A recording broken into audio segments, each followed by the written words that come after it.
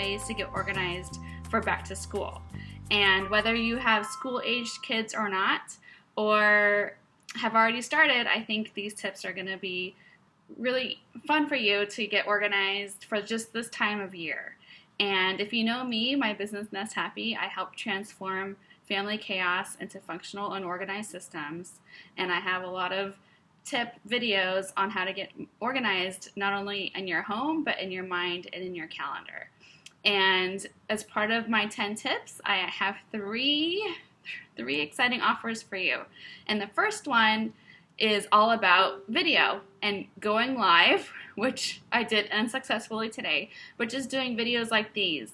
And just one short year ago, I was pretty camera shy, and I joined this 30-day video challenge, which I'm so excited to announce that it's coming back. It's actually starting next week on September 11th, and so now's the time to register. And it's not my challenge, it's one that I've joined now 3 times, and I'm excited to be one of the circle leaders in the group.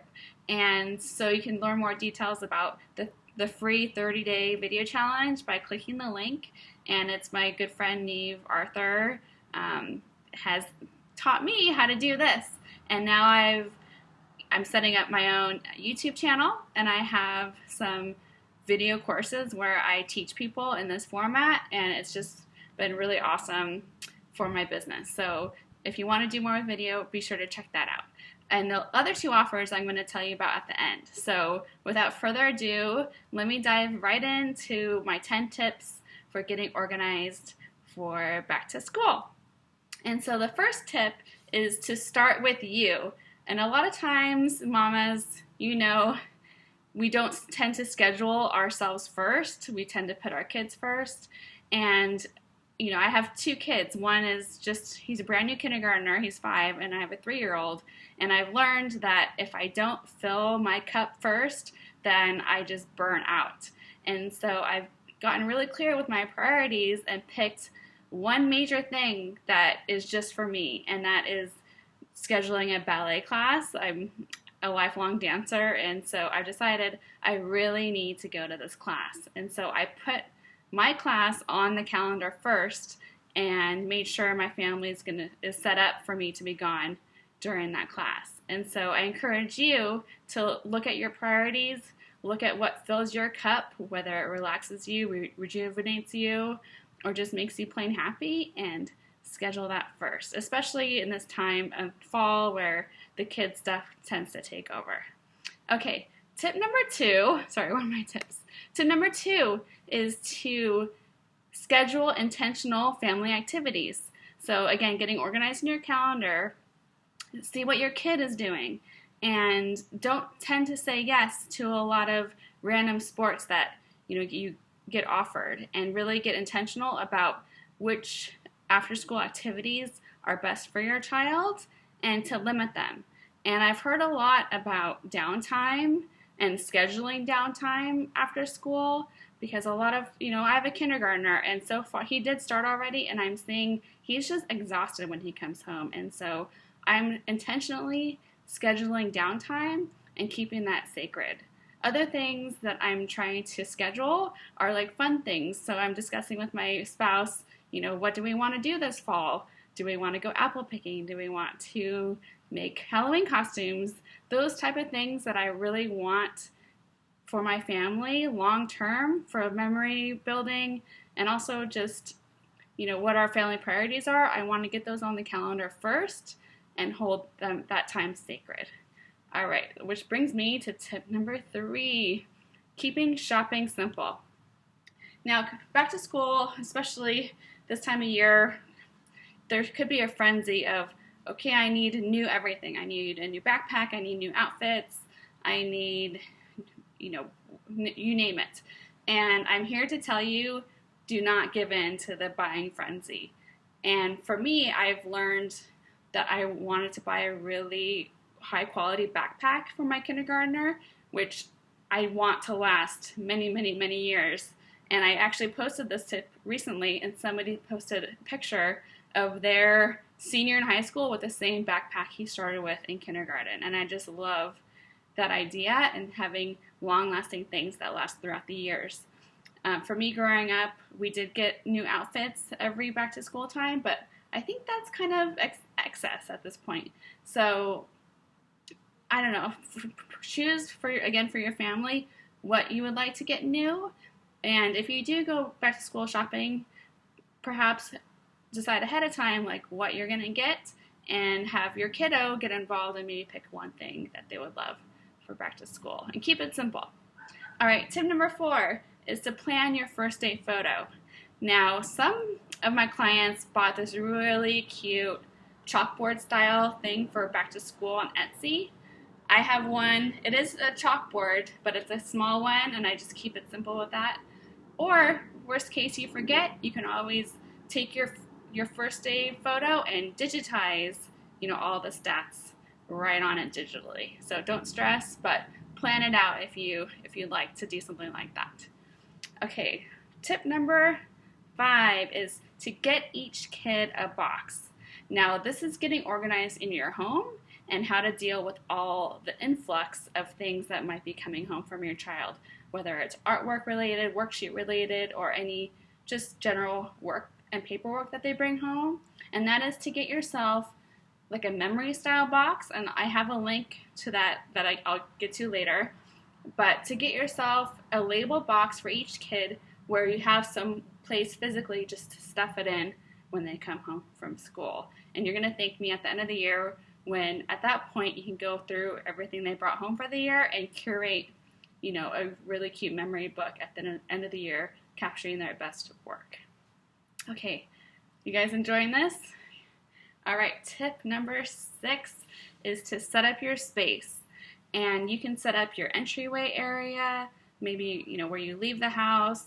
Perhaps you have a command center type place.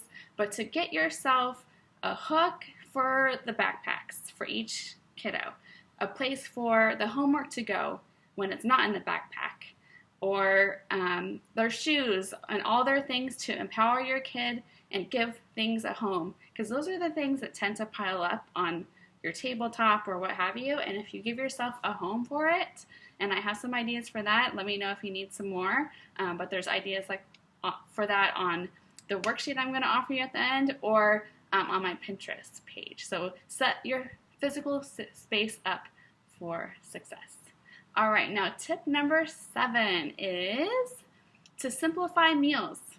Okay, so for dinners, get specific meals like meatless Mondays, freezer meal, leftover night on Thursday or what have you, and perhaps choose one day a week where you might be going out, or one day a month, and get that on the calendar. So just to simplify, Taco Tuesday, for instance, that type of thing. So for lunches, shop with ease in mind. So prep lunches and veggies in advance. So if you buy a cucumber, you can chop it up and portion it out, stick it in the fridge, so it's easy to grab and put into the lunch boxes when in the morning. Same thing for other types of snacks like pretzels. I do the same thing. When we open a bag, I either portion it out or I stick it on another shelf where it's just open things, so I know to go there first to distribute and eat before it goes bad. All right, having fun yet? Now we're on tip number 8, getting organized in your morning routine. So talk to your children about their routines and set them up for success, not only with the steps of what they're doing, perhaps a visual map, but physically in your home of putting things out. So if they wake up, perhaps they brush their teeth, get dressed, eat breakfast, perhaps have the breakfast mostly ready and out for them. So if they're having cereal, perhaps the bowls are there and the boxes of cereal, and so all they have to do is pour it out. Perhaps get their clothes ready for them and they can just put them on. So setting yourself up for the morning will make getting out the door even that much easier.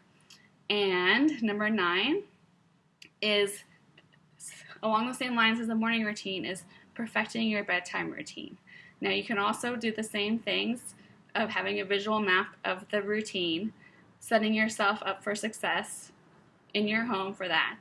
And there's tons of other tips that recently I spoke to a parenting expert about. Her name is Karen Delano. She's a parenting expert from her business, If It Were Simple. And we chatted in a video conversation, interview style, for about 15-20 minutes. And I give all my best organizational tips for your home, and she gets all her cooperation tips to get your kiddos to cooperate. So it's definitely worth checking that video out, and I'll link to that video in the description box after this video is uploaded. So you'll have an opportunity to check out that video conversation. And the last tip is number 10, and that's to plan for fun. So, as you know, the fall time can get really hectic, and it's really important to keep, not only your priorities in mind, but to have fun. And so a lot of things, ideas I'm coming up with is to do like game night Friday night, or Friday night game night is what I call it. Or perhaps you schedule an at-home date with your spouse after the kiddos go to bed, like Thursday nights when the kiddos go to bed, we're going to have a date. So even if you can't go out, if you do a weekly thing like that and it's recurring, you're not always just having to slog through your routine of, managing your kiddos and the house after a long day. And don't you know it, it's a long day come 7-8 o'clock. So anyway, I hope you really enjoyed my 10 tips. The 2 offers I have for you, I kind of already spilled the beans on that. The first is to snag your opportunity to watch the bedtime routine conversation I had with Karen. So I'm going to link to that so you can check out and learn more about our conversation and what you can learn to get your kiddo to cooperate and to stop fighting your bedtime battles. And the last offer I have is a worksheet, and I have a beautiful worksheet of download of what I just chatted about. So these are my 10 tips for getting organized for back to school. There's a lot more detail in this download. I was kind of reading from it, the highlights from it, but there's a lot more detail to it. And be sure to check out the Ignite Video Challenge, the 30-day challenge, free, where you can get comfy on camera. So that's it for me today. So nice to see you guys. I really appreciate you watching all the way to the end, and I'll see you in the group. Bye for now.